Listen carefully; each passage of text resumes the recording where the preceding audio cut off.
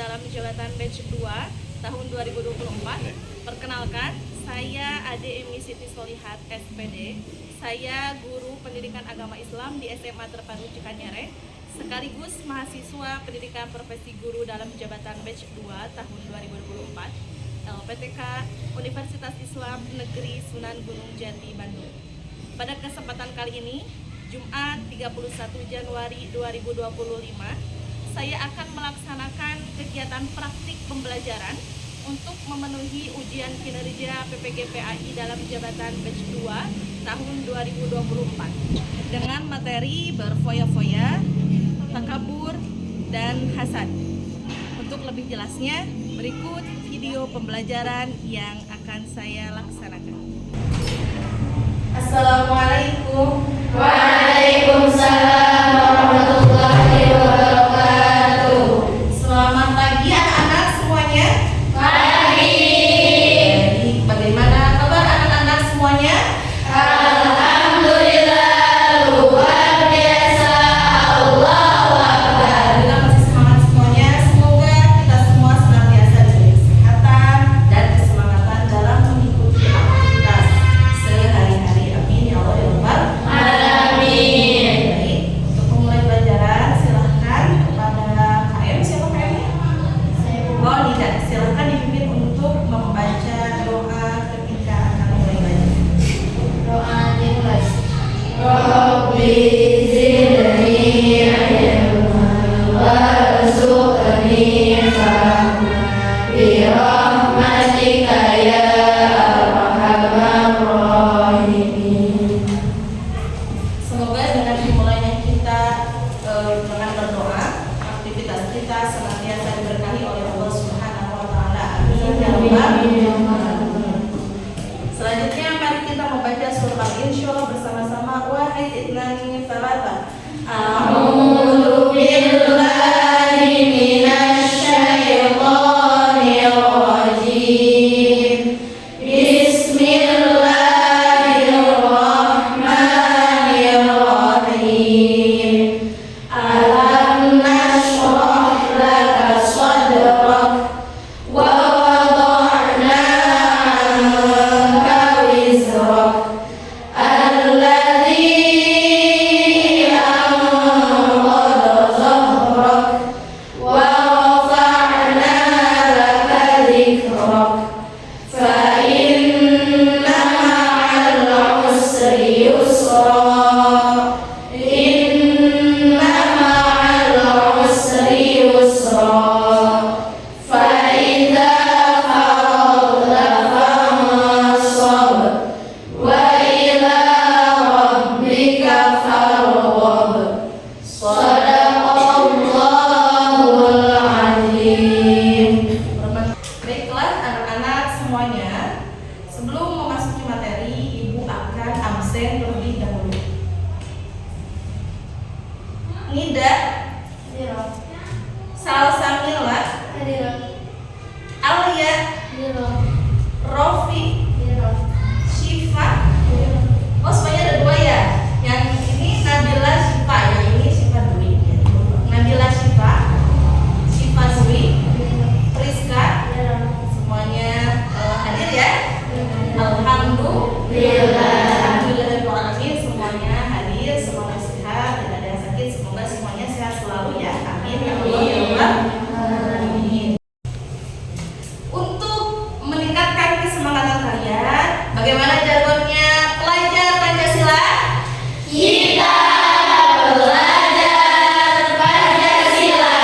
Semangat, yes, Allahu Akbar.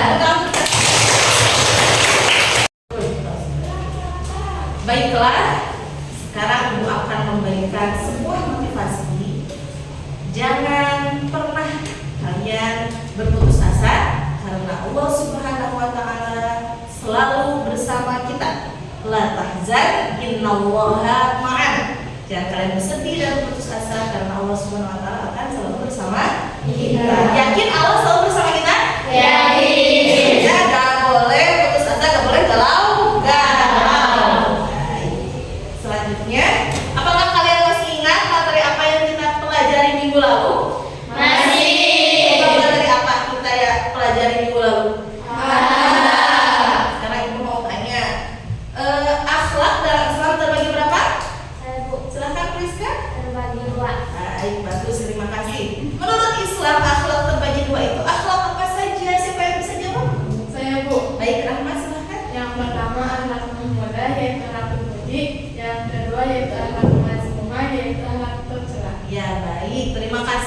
bagus untuk Rizka, untuk Rahma, dan untuk kita semuanya. Tepuk tangan. Selanjutnya kita akan belajar tentang berfoya-foya, takabur, dan hasad. Sebelum kepada materi, Ibu mau tanya nih, ada yang tahu foya-foya itu apa? Yang tahu silakan jawab. Foya-foya itu apa? Apa ya foya-foya itu? Ya, apa Salsa? Menghambur-hamburkan uang. Betul, menghambur-hamburkan uang boleh. Kemudian kalau takabur apa? Sombong. Sombong, betul. Secara singkatnya yang terakhir kalau hasad, hasad apa? Hasad ini jangan hasad, jangan hasud. Lihat orang bahagia, kita yang sakit hati. Kalau namanya hasad itu apa? Iri. Bisa dikatakan hasad itu iri. Betul. Baik, Ibu akan membacakan tujuan pembelajaran yang akan kalian capai, yang diharapkan oleh Ibu kalian mencapai apa saja. Nah, ini tujuannya. Setelah kalian mempelajari materi yang tadi disampaikan, maka yang diharapkan kalian dapat apa saja. Yang pertama, menganalisis manfaat menghindari sikap hidup berfoya-foya, takabur, dan hasad. Yang kedua, menghindari sikap hidup berfoya-foya, takabur, dan hasad. Yang terakhir, terbiasa bersikap rendah hati dalam kehidupan sehari-hari. Semoga tujuan ini dapat tercapai. Baik, dari tujuan pembelajaran ini, Ibu akan menayangkan dulu video, kemudian Ibu akan menanyakan beberapa hal dari video tersebut. Siap? Siap.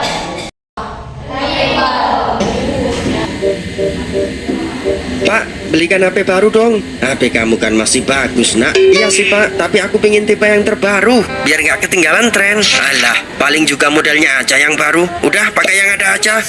Bapak ini nggak asik, nggak sayang sama anak. Bukannya gitu, tapi kita nggak boleh menyanyiakan uang untuk hal yang sebenarnya tidak diperlukan. Itu sama halnya boros atau mubazir.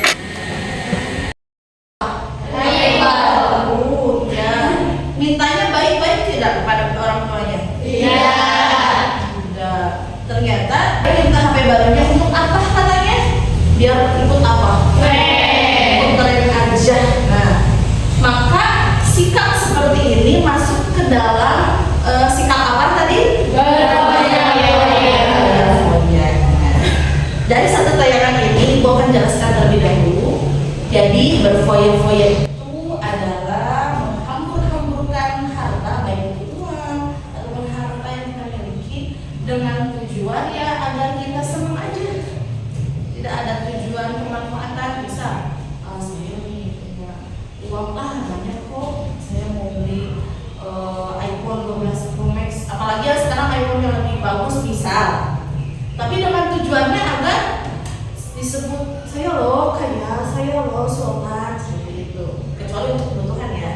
Nah, jadi berfoya-foya itu menghambur-hamburkan harta dan tidak digunakan untuk kebutuhan, tapi untuk memenuhi keinginan semata. Apa? Sekarang Ibu tanya, ada bedanya keinginan sama kebutuhan? Beda. Apa coba? Ari ingin mah apa? Tidak setiap keinginan itu kebutuhan, tapi setiap kebutuhan pasti memenuhi keinginan kita. Contoh, handphone itu disebut dengan kebutuhan kalau kita pergunakan untuk hal yang sesuai dengan kebutuhannya. Misal, kalian punya handphone, sekarang kan Android ya, udah nggak ada handphone yang tombolnya nggak ada ya? Ada mungkin tapi jarang lah dipakai. Bisa WhatsApp, bisa dipakai untuk belajar. Itu bermanfaat atau tidak? Bermanfaat. Itu kita gunakan sesuai apa? Kebutuhan. Tapi punya HP nih, HP-nya itu masih bisa dipergunakan. Tapi lihat orang lihat pakai HP baru, kita panas. Seperti tadi itu maksa-maksa ke orang tuanya ingin beli HP baru,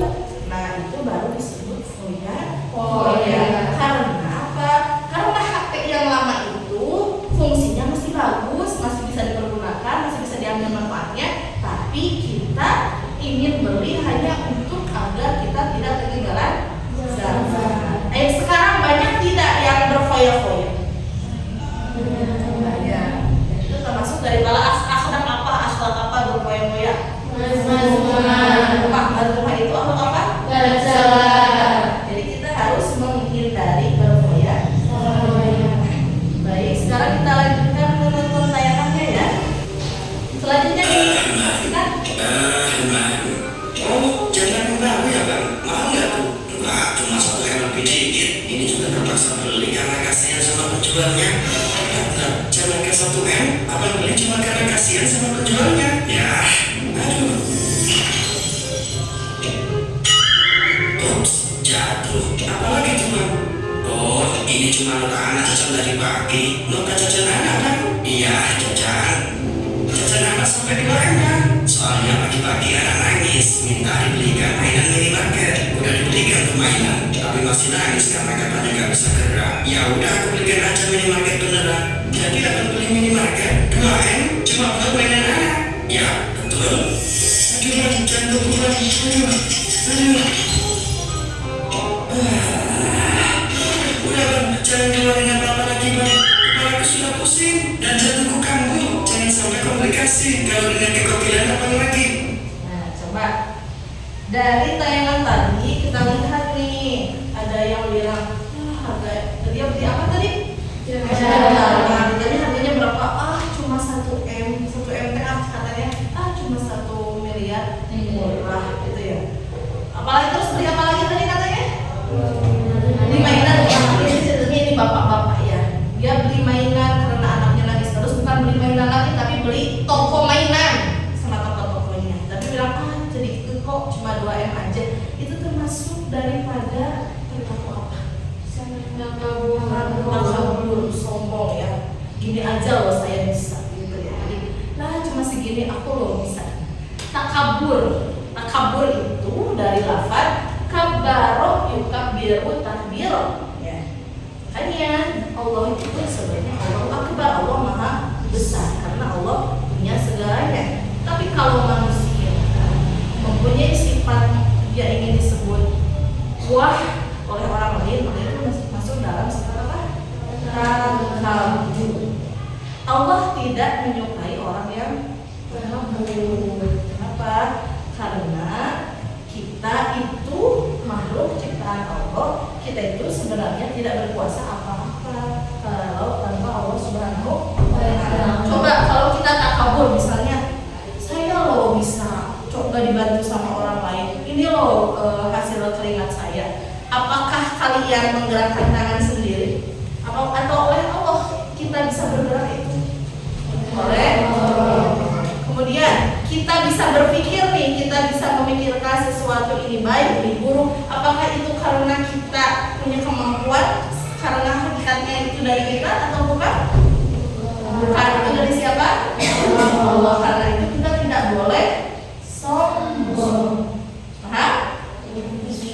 Kita tidak boleh sombong, apalagi kita sengaja nih memperlihatkan saya kaya, saya bisa ini, bisa itu di hadapan orang yang hartanya lebih sedikit dari kita. Jangan sampai itu akan menyakiti hati orang lain, ya. Atau saya loh pinter, jadi nggak mau kenal sama si ini mah tolak lah, loadingnya lama ya, misalnya kayak gitu. Jadi dia merasa pintar, tidak mau temenan sama selain orang yang lebih pintar, tidak boleh begitu ya. Itu membuat orang yang memang belajarnya lebih lambat itu sakit hati. Sok siapa yang di sini ingin belajarnya lambat? Mau nggak? Nggak mau. Semuanya ingin belajar cepat ya, ingin langsung diterangkan mengerti. Tapi kita semua punya kapasitas, dikasih oleh Allah segitu-gitunya. Ada yang cepat, ada yang lambat, ada yang setengah-setengah, kadang cepat, kadang lambat. Ada yang bukan lambat lagi, hanya ada. Kita tidak boleh seperti itu ke teman kita karena itu adalah sudah anugerah dari Allah seperti itu. Mungkin itu adalah kekurangan dia dan itu kelebihan kita. Ingat, setiap orang oleh Allah diberi apa? Kelebihan dan kekurangan. Kalau kita punya kelebihan, kita harus mensyukurinya dan tidak boleh sombong. Kalau kita punya kekurangan, kita tidak boleh mengeluh, tapi kita harus tetap selalu mengasah diri kita dengan kekurangan itu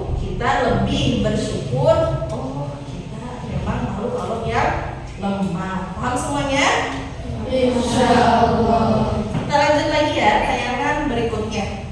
Kita lanjutkan tayangan berikutnya.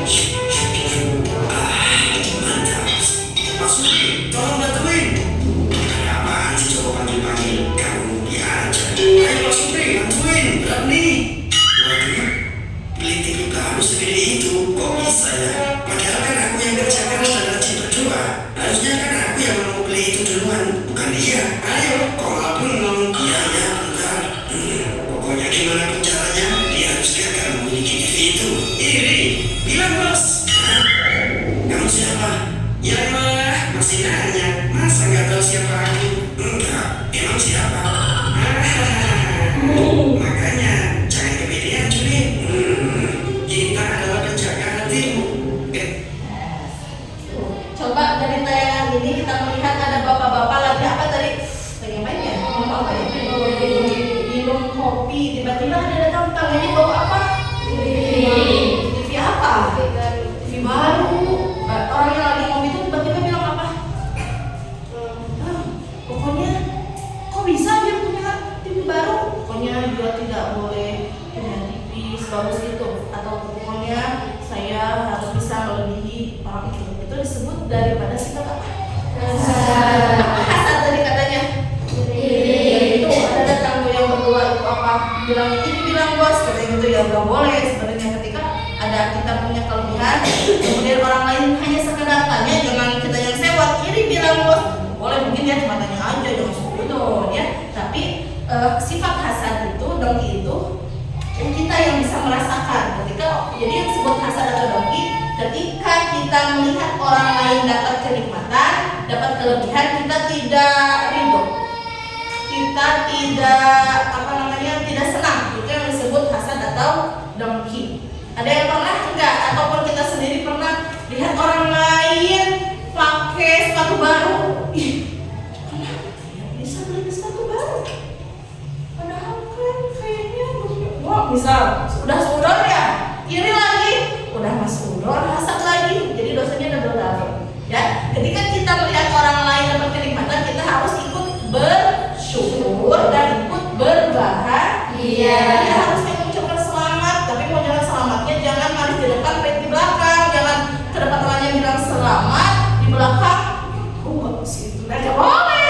Jadi kita benar-benar ketika orang lain bahagia, kita ikut bahagia. Itulah seharusnya kita sebagai orang muslim. Ya, ketika orang lain bahagia, kita ikut bahagia. Ketika orang lain sedih, kita ikut merasakan kesedihannya dengan apa? Membantu meringankan bebannya. Paham semuanya? Insya Allah. Siap menjadi orang yang memiliki hati yang baik? Siap. Insya Allah kita harus mengusahakannya, karena yang punya hati kita itu kita yang bisa mengendalikan Allah. Ya, kita berdoa kepada Allah agar kita selalu diberikan hati yang baik. Jangan sampai sedikit-sedikit hasad, sedikit-sedikit suudon, sedikit-sedikit ngamuk. Gak boleh ya, itu mengotori hati. Paham semuanya? Insya Allah. Baik, untuk selanjutnya kita akan bagi kelompok agar kalian lebih memahami materi. Ibu memberikan materi, di sini ada uraian materi dan juga tugas per kelompoknya. Untuk kelompoknya kita bagi-bagi, coba berhitung 1 sampai 3. 1, 2, 3. 1, 2, 3. 1, 2, 3.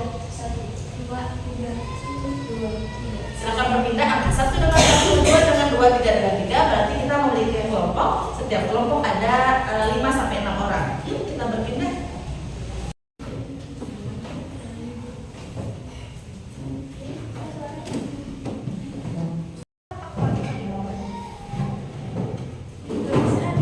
Silakan pindah ke sini. Kursinya diangkat. Silakan. Sudah ke kelompoknya masing-masing, silakan duduk. Baik, sekarang ibu akan membagikan untuk tugas kelompoknya. Untuk kelompok 1, oh iya kelompok 1 ini kelompok 1, silahkan dikerjakan. Kemudian nanti dipresentasikan semuanya sama presentasi ini untuk kelompok 2. Silahkan, ini untuk kelompoknya.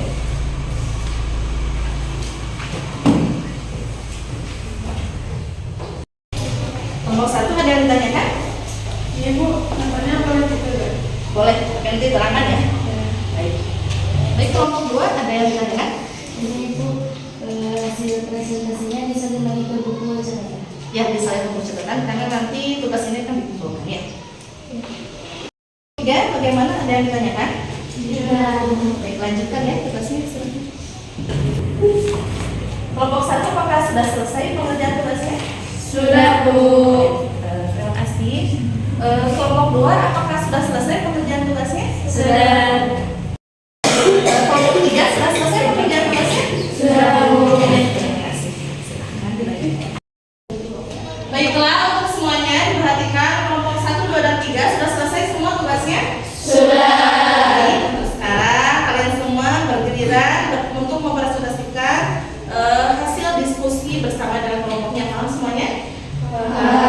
Baik, sekarang untuk kelompok 1 silahkan maju ke depan lebih dulu. Bismillahirrahmanirrahim. Assalamualaikum warahmatullahi wabarakatuh. Waalaikumsalam warahmatullahi wabarakatuh.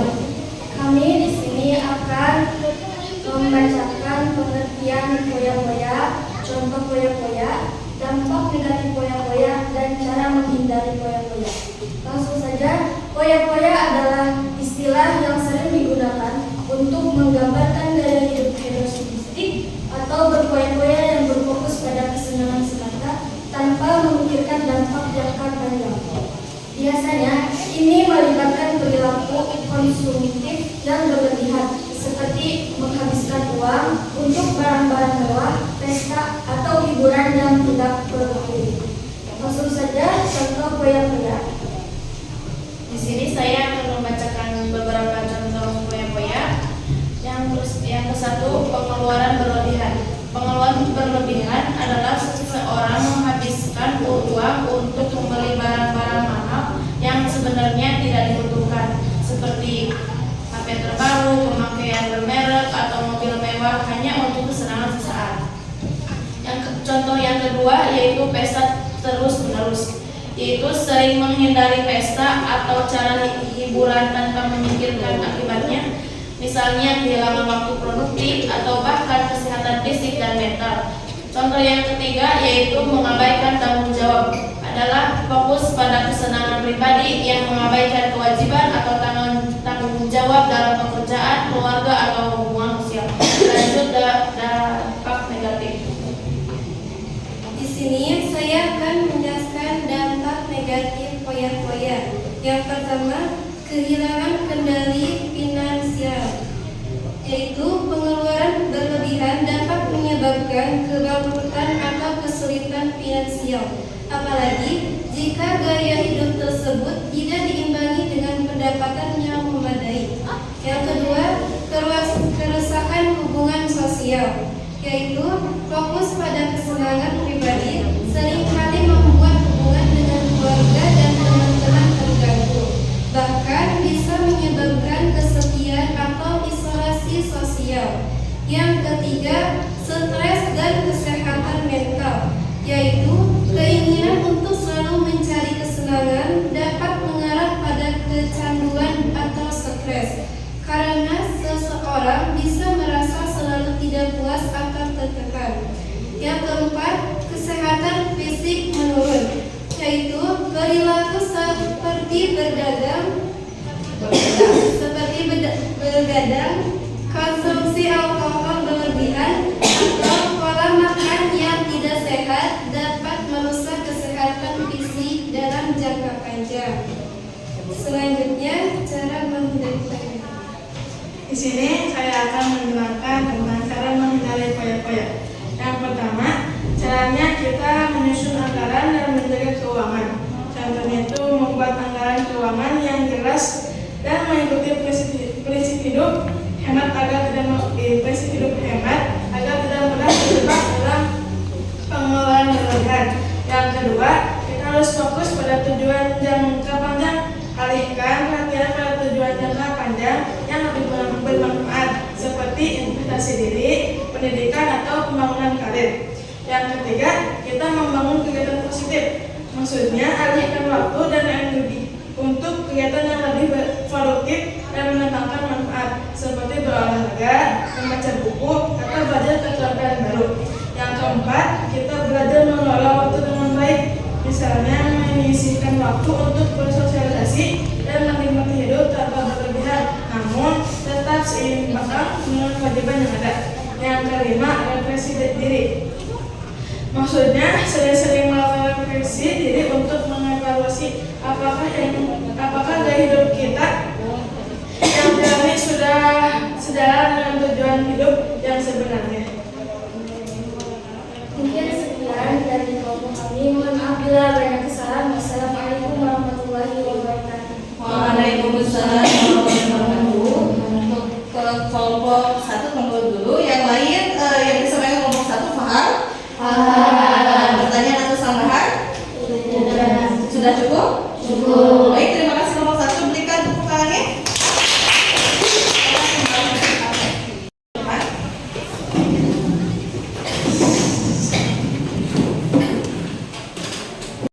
Bismillahirrahmanirrahim. Assalamualaikum warahmatullahi wabarakatuh. Waalaikumsalam warahmatullahi wabarakatuh. Di sini kami akan menjelaskan tentang pengertian takabur, contoh takabur, dampak negatif takabur, cara menghindari sikap takabur. Takabur adalah sikap atau perilaku sombong, merasa diri lebih tinggi, lebih baik atau lebih unggul daripada orang lain, baik dalam hal kekayaan, pengetahuan, fisik maupun status sosial. Orang yang takabur biasanya cenderung merendahkan orang lain atau tidak mau menerima kritik dan saran. Dilanjut kepada contoh takabur. Di sini saya akan menjelaskan contoh takabur. Yang pertama, merasa lebih pintar. Seseorang yang merasa bahwa hanya pendapatannya yang benar, menganggap orang lain bodoh atau tidak berpengetahuan, dan tidak mau mendengarkan pandangan orang lain. Yang kedua, membanggakan diri. Seringkali membicarakan keberhasilan atau kekayaan secara berlebihan di depan orang lain, dengan tujuan untuk menunjukkan bahwa dirinya lebih sukses. Yang ketiga, merendahkan orang lain. Menertawakan atau menghina orang yang dianggap kurang mampu, kurang pintar, atau tidak setara dalam hal status sosial. Dilanjut dampak negatif takabur. Di sini saya akan menjelaskan tentang dampak negatif takabur. Yang pertama, merusak hubungan sosial. Orang yang takabur cenderung dijauhi oleh orang lain karena sikapnya yang arogan dan merendahkan orang lain. Ini bisa merusak persahabatan, hubungan keluarga, dan hubungan keislaman. Yang kedua, menghambat perkembangan diri. Sifat takabur membuat seseorang sulit menerima kritik atau saran yang konstruktif, yang sebenarnya bisa membantu untuk berkembang dan memperbaiki kekurangan diri. Yang ketiga, meningkatkan rasa kesendirian. Sifat sombong seringkali menyebabkan orang merasa kesepian karena mereka tidak bisa membangun hubungan yang tulus dan jujur dengan orang lain. Yang keempat, menyebabkan kejatuhan.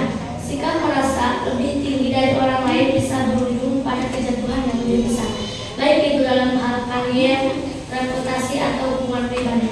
Ketika seseorang takabur, seringkali ia tidak menyadari kelemahan dan akhirnya gagal dalam beberapa hal. Dilanjutkan dengan cara menghindari. Di sini saya akan membacakan bagaimana cara menghindari sifat takabur. 1. Melatih kerendahan hati, yaitu selalu ingat bahwa setiap orang memiliki kelebihan dan kekurangan masing-masing. Cobalah untuk tidak merasa lebih baik dari orang lain dalam hal apapun. 2. Terima kritik dengan lapang dada. Menerima masukan atau kritik dengan hati yang terbuka adalah cara yang baik untuk terus berkembang dan memperbaiki diri. Jangan merasa terancam atau tersinggung ketika orang lain memberi masukan. Yang ketiga, lebih fokus pada pengembangan diri. Alihkan fokus dari membandingkan diri dengan orang lain dan lebih fokus pada bagaimana meningkatkan kemampuan dan kualitas diri sendiri. 4. Menghargai orang lain. Hargai usaha dan pencapaian orang lain. Dengan cara ini kita bisa membangun hubungan yang lebih sehat dan lebih tulus. Yang kelima, selalu ingat asal-usul dan rasa syukur. Merenungkan perjalanan hidup dan bersyukur atas apa yang dimiliki dapat meningkatkan kita bahwa segala sesuatu yang kita capai tidak terlepas dari bantuan dan dukungan orang lain.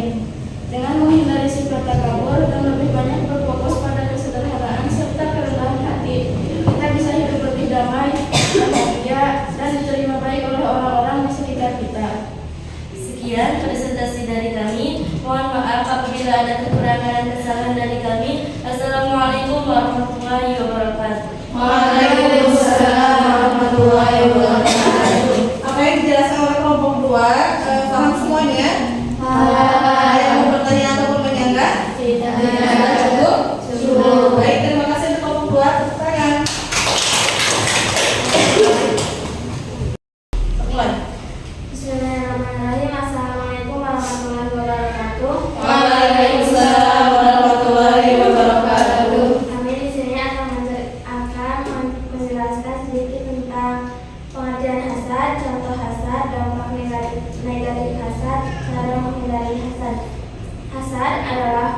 perasaan iri atau dengki terhadap keberhasilan, kebahagiaan, atau kekayaan orang lain, serta keinginan agar orang tersebut kehilangan apa yang dimilikinya. Hasad seringkali disertai dengan perasaan tidak puas terhadap keadaan diri sendiri. Lanjut dengan sumber hasad. Yang ke-1, iri dengan keberhasilan teman, yaitu merasa cemburu atau tidak senang melihat teman mendapatkan promosi, jabatan, atau prestasi yang lebih baik, dan berusaha mencari cara agar teman tersebut mengalami kegagalan. Yang kedua, menghina atau menyebarkan berita buruk tentang orang lain, yaitu ketika melihat orang yang lebih sukses atau bahagia, merasa senang berita dengan hal buruk atau kesulitan orang tersebut. Yang ketiga, merasa tidak bahagia dengan keberhasilan orang lain, ketika melihat teman atau saudara membeli rumah baru, atau mungkin merasa marah atau sedih karena merasa bahwa diri sendiri kurang berkeinginan dilanjut mendapatkan keberhasilan. Dampak negatif hasad. 1. Meningkatkan kebencian dan permusuhan. Hasad dapat memicu konflik dan perasaan negatif terhadap orang lain. Ini dapat merusak hubungan pertemanan, keluarga, dan bahkan hubungan profesional. 2. Menurunkan kualitas hidup. Rasa iri yang berlarut-larut dapat mengganggu kedamaian batin dan kebahagiaan seseorang, membuat mereka selalu merasa tidak puas dengan apa yang dia miliki, meskipun sudah berusaha keras. 3. Menghalangi kesuksesan diri sendiri. Ketika kita terlalu fokus pada perasaan hasad, kita menghabiskan energi untuk membenci orang lain, bukannya fokus pada diri sendiri dan berusaha meningkatkan kualitas hidup kita. 4. Perasaan cemas dan stres. Hasad yang terus-menerus dapat menyebabkan perasaan cemas, stres, dan kebencian yang berlebihan. Hal ini dapat merusak kesehatan mental dan fisik. 5. Menyebabkan dosa dalam perspektif agama. Dalam banyak ajaran agama, hasad dianggap sebagai perbuatan buruk yang dapat mendatangkan dosa. Perasaan iri dan dengki dapat menjauhkan seorang dari kebahagiaan yang sejati. Baik, di sini saya akan menjelaskan cara menghindari sifat hasad. Yang pertama, berlatih bersyukur. Fokus pada apa yang sudah dimiliki dan bersyukur atas segala nikmat dalam hidup. Yang kedua, melihat dari perspektif positif. Alihkan fokus dari perasaan iri menjadi rasa inspirasi. Lihat kesuksesan orang lain sebagai contoh untuk memperbaiki diri dan meningkatkan kualitas hidup. Yang ketiga, berdoa untuk kebaikan orang lain. Doakan kebaikan dan kebahagiaan untuk orang lain. Ini tidak hanya akan mengurangi rasa iri, tetapi juga membawa ketenangan dalam hati. Yang keempat, meningkatkan kepercayaan diri. Perbanyak introspeksi diri dan fokus pada potensi diri sendiri, bukan membandingkan diri dengan orang lain. Dengan cara ini, kita bisa merasa lebih berharga dan tidak terjebak dalam perasaan iri. Yang kelima, membangun empati. Cobaan untuk memahami bahwa setiap orang memiliki perjalanan hidup yang berbeda. Dengan lebih empati, kita akan lebih bisa merasakan kebahagiaan orang lain tanpa rasa iri. Dan yang terakhir, menjaga hati dan pikiran.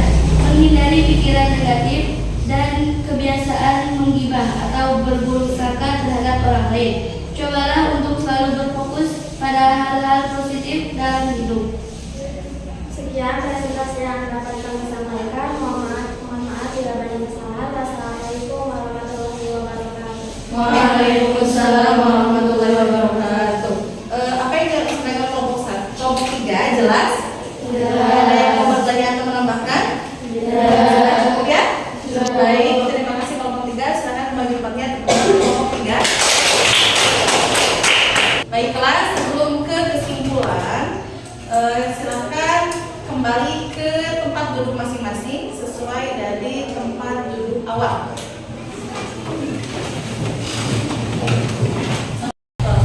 Baiklah, mari kita menyimpulkan bersama-sama dari apa yang telah kita pelajari. Tadi ada beberapa akhlak madhumah. Akhlak madhumah itu akhlak apa? Tercela yang harus kita hindari. Yang pertama, yang kedua, yang ketiga, yang itu apa tadi? Yang tidak bermanfaat.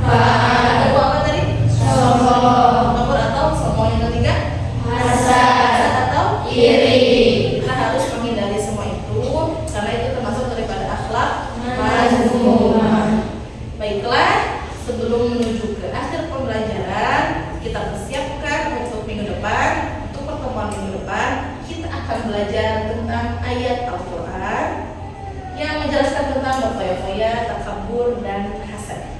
Baiklah, untuk pembelajaran kali ini cukup sekian. Mohon maaf apabila ada kesalahan dari Ibu. Semoga bermanfaat. Apa yang kita pelajari, mari kita tutup dengan pembacaan Alhamdulillah bersama-sama. Alhamdulillahirrahmanirrahim. Subhanallahumma wa bihamdika asyhadu an la ilaha illa anta astaghfiruka wa atubu ilaik. Terima kasih. Wassalamualaikum warahmatullahi wabarakatuh.